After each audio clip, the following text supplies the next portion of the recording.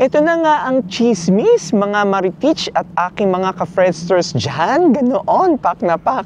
Oo, naging eye-opening lang. Gusto ko lang share ito sa inyo. Naging eye-opening talaga ang aking pagbibigay ng free CV consultation. Oo, gaya nito. Oh, 'di ba? Bonggang-bonggang view. Oo, ganoon, pak na pak.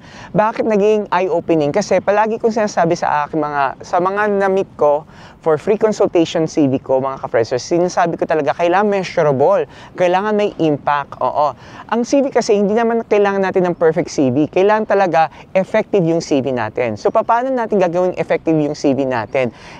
Yung outcome nga, at saka measurable, yung pak na pak doon, di ba? So, nakita ko, meron palang tawag doon sa sinasabi ko. Ang tawag doon is STAR. Oo. Stands for STAR. Oo, STAR. Yung S for situation, T for task, tapos A for action, tapos R for result. So sa S, yung situation, diyan yung what was happening, what problem existed, ganoon. Tapos yung sa T naman, yung task, ano yung responsibility mo or yung goal mo. Yung A is action. Ano yung mga tools na ginamit mo or steps na ginamit mo, mga decisions ba? Yan. Tapos yung R naman yung result. Ano yung nagbago? Doon sa ginawa mo. So, kailangan ideally, it's actually measurable. Yun.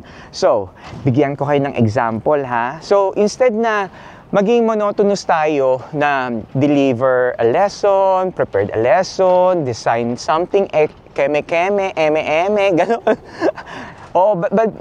Palitan natin. Pwedeng ganito. Bigyan ko kayo example, ha? Example lang naman to. Improved Year 9 attainment from 52% to 71% achieving expected standards by introducing weekly retrieval quizzes. Ganon, pak na pak, and so on. So, ano yung formula? Ito yung formula, ha? Makinig ka. Ito yung formula.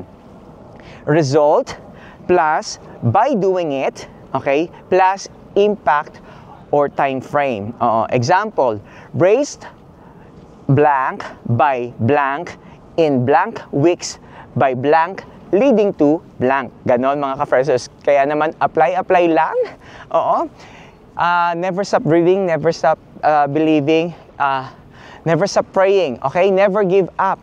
Okay? Apply lang. Kaya naman, pak na pak!